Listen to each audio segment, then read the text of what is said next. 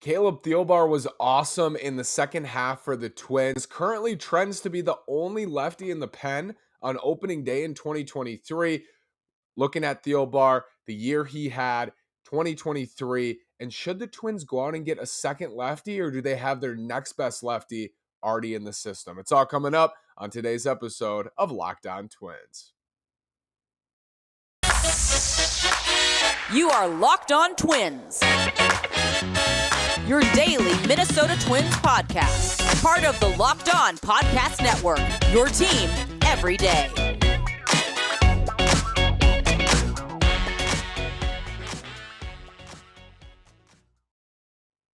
And welcome to the Locked On Minnesota Twins podcast. It's a Saturday special. It's Saturday, November 5th, and I'm your gracious host, Nash Walker. Thanks for making Locked On Twins your first listen every day on the Locked On Podcast Network, where it's your team every day. Today's episode is brought to you by Bet Online. Bet Online has you covered this season with more props, odds, and lines than ever before. Bet Online is where the game starts. Again, this is Nash Walker.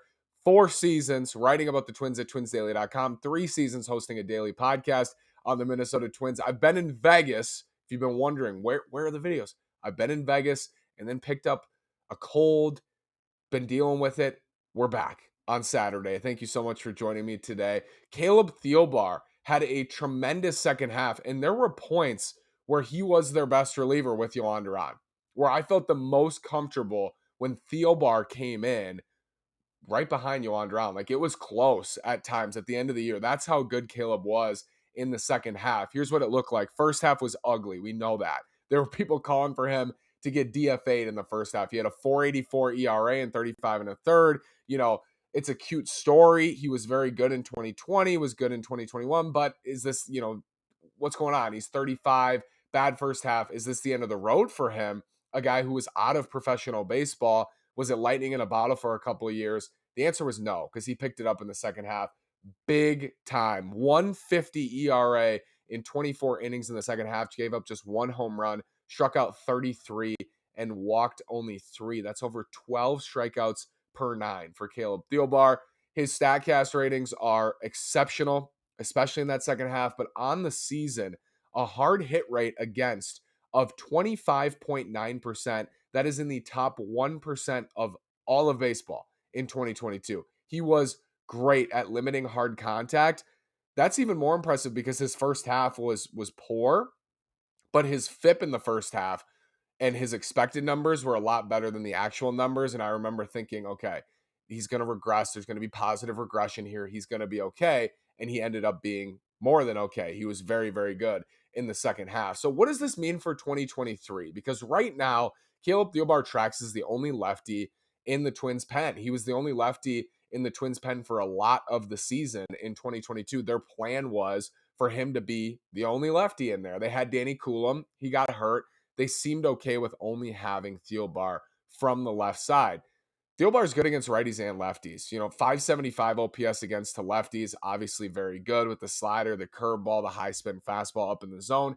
But right-handed hitters, they hit 226 with a 634 OPS against him. So he was good against righties and lefties in 2022. Better against lefties, of course, as a left-handed pitcher, but he can get a lot of guys out. And with the 3-batter minimum now, Thielbar is more valuable than your loogie. There's no more loogie left-handed one-out guy. Caleb Thielbar can get righties and lefties out, and he's valuable to the Twins in that way. He came into some really tight spots this year in the second half when the Twins were trying to hang on, and he did his job. He's from Northfield, Minnesota. As I said, a great story. South Dakota State, out of professional baseball, comes back, and now I think he's one of the better left-handed relievers in baseball at this point, and he certainly was in the second half, which if you would have told him that a couple of years ago, I bet he'd say you're crazy, but it's true. Like, he's good. Caleb Thielbar is good, and what makes him really good is he changes eye levels better than any Twin, and I think better than any Twin we've seen in a long time. He goes up in the zone with the fastball, high spin fastball, up in the zone, changes the eye level, and then he flips that huge curveball down. And because he already set the tone up, the curveball looks like a strike, but it's below the zone, and he gets hitters to chase. Chase rate on the season, 88th percentile. He got guys to chase at a super high rate. The slider is an awesome pitch as well to righties and lefties. Expected batting average on the slider this year, 152. Expected WOBA, 205. Elite slider from Caleb Thielbar. Expected WOBA on the fastball, 278. On the curveball, 234. Changeup, 266. He is stingy. He's hard to barrel up because he changes eye level so well. Because he'll go up, then he goes down, then he goes up twice, then he goes down twice, then he goes slider down and away. He's really tough, especially on lefties, but he's really tough on everybody. One hitter he just dismantled all year was Michael A. Taylor. And I think those at bats showed to me what it's like to face Caleb Thielbar if I were to stand in the box. I'm left-handed, but if I was a right-handed hitter, Michael A. Taylor was a good example of that because he just couldn't lay off the breaking balls below the zone, and he saw them so many times, but he just could not lay off because Thielbar would throw fastballs up and change that eye level, and it completely warps a hitter's mind of the strike zone. They start thinking the strike zone is higher than it is and lower than it is, and he gets guys to chase. And he was really fun to watch in the second half. Caleb Thielbar was very, very good down the stretch for the Twins. And I expect him to be good again in arbitration now in 2023. I expect him to be solid again for them. Hopefully a better start, and he has a full season like he had in the second half this year. But overall, a nice year for Caleb Thielbar. And I think there's a lot to take for 2023 when thinking about this bullpen. He's underrated. I mean, he's underrated in the scope of the league. Nobody knows who he is, but he's underrated as a Twin as well. And we know, Twins fans know that he was good in the second half. I still think he's underrated. And I still think going into 2023, he has a chance to be one of their 2 or 3 best relievers, even if the bullpen is better and is a strength like I think it can be in 2023. With Thielbar in tow, should the Twins add another lefty to the bullpen, or do they have a good lefty option ready to go? Let's discuss after this word from BetOnline. BetOnline.net is your number one source for betting football and the start of the new basketball season. Find all the latest player developments, team matchups, news, podcasts, and in-depth analysis on every game. And as always, BetOnline remains your continued source for all your sports wagering information with live betting and up-to-the-minute scores for every sport out there. The fastest and easiest way to check in on all your favorite games and events, including Major League Baseball, the World Series, MMA, boxing, and golf. Head to the website today or use your mobile device to learn more. BetOnline is where the game starts. Again, it's not just football. If you want to go play college hoops, it's starting on Monday. The NBA, they've started. The NHL, they've started. World Series, it's back. Game 6 tonight. Game 7, maybe Sunday. You're going to want to go play. BetOnline.net. The platform is so easy to use. It's user-friendly either on your phone or your desktop. Whichever you decide to use, BetOnline has you covered, and BetOnline is where the game starts. Should the Twins go out and get another lefty in free agency for their bullpen? It's an interesting question. It's something I think about often when I'm watching games throughout a year. I think they could have used a lefty here. They could have used, if they had a second lefty in the pen, they could have used them here. And I thought that at points in 2022. I think they like Danny Coulomb for good reason to just get lefties out. But the 3-batter minimum really is such an adjustment. And I think the Twins are one of many teams who have fully embraced that the left-handed one-out guy is extinct. It doesn't exist anymore. Your lefties need to be able to get righties out because there are just so few instances in a game against these lineups where you have one opportunity to get one out against a lefty and you're wasting a roster spot on that guy. If you don't trust him to get righties out at all, you can't have him in the bullpen because they're going to face righties. Like there's a lot of right-handed hitters in the league. And the only situation where you can use them strictly against lefties is if you have back-to-back lefties to end an inning, or you have one lefty to end an inning and the pitcher before him had already pitched the inning before. There's very, very thin margins and few opportunities where you can use a left-handed one-out guy, which is why Thielbar is valuable to the Twins and why I think Jhoan Durán is valuable to the Twins. Jhoan Durán, mostly throughout the minors, had reverse splits because his changeup is such a good pitch. He's a left-hand pitcher. Reverse splits meaning he's better against righties than he is against lefties, which is it's unordinary for a left-handed reliever, especially. But that's the case for him. In the majors, also the case in 2022. Lefties, 554 OPS. Righties, 459 OPS. It's because of that changeup. The changeup is elite. It's a wiffle ball changeup. for Jhoan Durán, but the numbers on the season, I don't think people realize how good he was. A lot of it was mop up, so I will preface with that, but his fielding independent pitching number, which is expected ERA based on home runs, walks, and strikeouts, 1.79 in 40 and 2/3, 179 FIP, and a 221 ERA. Unbelievably good numbers. Strikeout rate, 33% strikeout rate. Walk rate was high at 11%, but the fielding independent pitching shows he worked around it just fine, and his expected number was actually better than what his ERA was, which to me is incredible. 54 strikeouts in 40 and 2/3. I'd be more excited, and I think I'd be pushing the Jhoan Durán narrative harder for 2023 and beyond if he didn't have a 6 ERA at AAA, but that was only 24 innings. 24 innings, 16 earned runs. He walked 14. Much better command in the majors, and that's the difference, I think, between AAA and the majors. But 6 ERA at AAA, 221 for the Twins, and like double the sample for the Twins almost. It's weird. It's weird, but he did it. And it didn't look like a fluke based on what was expected out of him around the margins of where he pitched. So Jhoan Durán could absolutely be the second lefty out of the bullpen in 2023. My hesitancy with that, I think he will be. I think he's earned a spot. My hesitancy with that is the reverse splits. I don't trust Jhoan Durán to get lefties out as much as I would trust a different left-handed reliever, maybe even the average left-handed reliever, to get lefties out because he doesn't have an out pitch for lefties. He has an out pitch for righties, a great changeup. Righties hit 154 against him, 144 against him. Lefties hit 229. Still very good. Don't get me wrong. Still very good, but you should have a very low split. For example, Taylor Rogers, treacherous season. He was not good. He was good in April, and then things just fell off. And I love Taylor Rogers, always will, and I'll always cheer for him. He's a free agent, and we'll go over him today and in this offseason on whether the Twins should go after him again. But even him, bad year, negative wins above replacement. Against lefties, they hit 167 with a 511 OPS. They slugged 250. Lefties couldn't hit him. He got crushed by righties, though. And he's a good example of there are very few spots where you can just use him against a lefty strictly. That happened, I think, for him this year, and that's why his ERA was sky high, 4.76 ERA, negative 0.7 wins above replacement at Baseball Reference, because they couldn't shield him. The Padres couldn't shield him. Milwaukee couldn't shield him. They needed to use him in more spots than just strictly against left-handed hitters. But he's a good example. He was better against lefties than Jhoan Durán was, and by 40 points of OPS, give or take. That's the not conundrum. That's the question the Twins have to ask, and that I'll be asking this offseason. Would you rather have a left-handed reliever, a young left-handed reliever with promise, and I think he's going to be good, and I think he's already good, but I think he has a future in the bullpen. Would you rather have him, he's more raw, who can get righties out and can get lefties out, but not as well as some left-handed relievers, or would you rather have a strict dominates lefties, left-handed reliever, but is vulnerable against righties?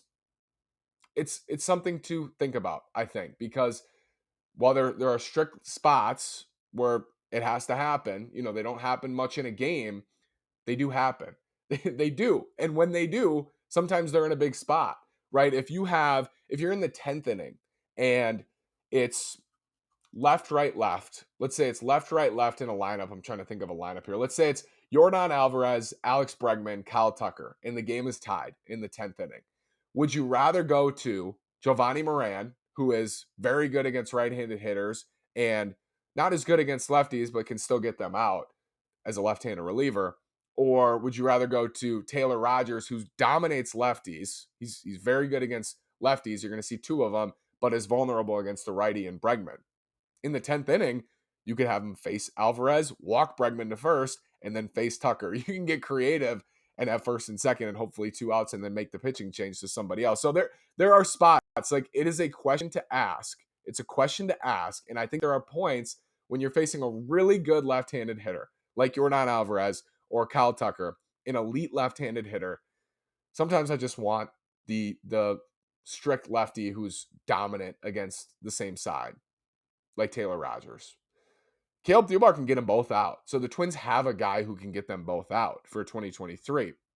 And this conversation is more about 2023 than it is about the future for Jhoan Durán, because I think he has a future. But when I'm thinking about 2023, specifically, like opening day 2023, are the Twins going to opt for two guys who can get lefties and righties out?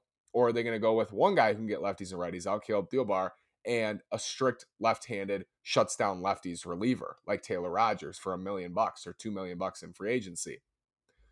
It's it'll be interesting. I think that's actually a legitimate question. And the argument is they already have somebody who can get them both out from the left side. And Jhoan Durán, I think they treated him last year like he was a little bit redundant. Like they treated him and pitched him in mop up a lot. A lot of times he was pitching in mop up duty, and they were moving him up and down. He was going back to AAA, struggled at AAA, comes back up. They didn't give him a complete opportunity, I don't think, to pitch in high leverage situations. A little bit later in the year, we saw him pitching some later innings, but overall on the season, they didn't seem like they trusted him for how well he was pitching. Like in September, Jhoan Durán was outstanding. Over his last, 5 outings, didn't give up a run, or 4 outings, didn't give up a run. And he was often pitching multiple innings at a time, coming in, mopping up late in games. He was awesome in September. He got even better as the year went on, had a 2.51 ERA, 123 fielding independent pitching in the month of September. Opponent's OPS at 442 in 14 and a third, struck out 18. So, I mean, I think he's got a future. Absolutely. I also think he's a trade candidate, Jhoan Durán, because I think another team looks and says, this dude could be a legitimate late inning weapon. And I think the Twins might view him as less than that, because would you rather have Jhoan Durán face a righty or Jhoan Durán or Jorge Lopez or Michael Fulmer in the second half of the season, or Jorge Alcala? Like, because Moran has those reverse splits, he's better. His strength is getting righties out. But in what situation would you use him to get a righty out over one of your best right-handed relievers? Unless those guys are down for the night. That's the only time. I'm not saying there's not value in that. I think his strength is a huge strength in the scope of relievers. If you can get righties and lefties out, that's huge. Like, you check a huge box there. But in the same token, what's your strength is a strength that the other right-handed relievers already have. So you're never going to put him above Durán. You're never going to put him up above Lopez, above Alcala, because I would trust, and I think the Twins trust, their right-handed flamethrowers to get that righty out over Jhoan Durán. And that is just the reality for 2023. Maybe things will change. So what will have to change for Jhoan Durán is he's going to have to develop his third pitch, like the slider or the curveball or whatever he's going to throw to lefties, develop that, more spin, better command, get lefties out consistently. And then he's just really good. And then he's just the guy who can shut down lefties, and he's good against righties, like Caleb Thielbar. That's what Jhoan Durán wants to develop into, I'm sure, into someone like Caleb Thielbar, even though Moran had much better numbers than Thielbar on the season. I just wonder if that was a little bit of smoke and mirrors there with the situations he was pitching in, that the Twins were either way down or way up a lot of times when he pitched. We'll never know until he's actually thrust into high leverage spots, and maybe the Twins will give him that opportunity. But that's a storyline to watch. Thielbar's absolutely going to be the lefty, first lefty out of the pen, I think, unless they sign Aroldis Chapman or something in free agency. But even him, like, he's been terrible. Thielbar is going to be the first lefty out of the pen in 2023. The question is going to be, is it Jhoan Durán coming out next on a minimum salary, or is it Taylor Rogers coming out next on a $2 million deal? Is it a different lefty you can get lefties out on a $2-3 million deal? We'll see. We'll see. And maybe Jhoan Durán is AAA depth again, and they use him the same way they have in his major league career. But he's going to be 26 next April, and I think he deserves an opportunity.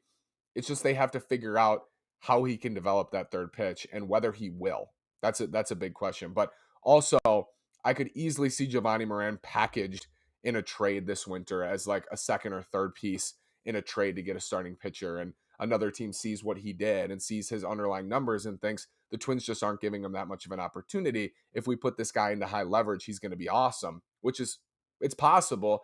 The command is spotty at times, but in 36 major league games, 48 and 2/3, his fielding independent pitching, 2.03 with 11.8 strikeouts per nine, almost 5 walks per nine. Command problems, but there's a lot to like there with Giovanni Moran for 2023. We'll see what happens. Keep an eye on him, but Caleb Thielbar, great story and a key part of the bullpen going into 2023 and throughout the offseason. Caleb Thielbar, pencil him in, put him with Penn, who's very good in the second half, and all around, man, the numbers were great, on StatCast, and the second half, it was special, and he was really trustworthy. It's like, how do you feel when they come in? It's like the trust rankings, and I think for Caleb Thielbar, throughout the second half, I felt so good when I saw him warming up. I'm like, ooh, let's go. Bring him in now. Can we bring him in now? Because he was that good. Thanks so much for making Locked On Twins your first listen every day on the Locked On Podcast Network, where it's your team every single day. Now make your second listen the Locked On Sports Today podcast. The biggest stories of the day, plus instant reactions, big game recaps, and the take of the day, available on the Odyssey app, YouTube, and wherever you get your podcasts on. The Locked On Podcast Network, where it's your team every day. Thanks so much. Have a great day, and go Twins.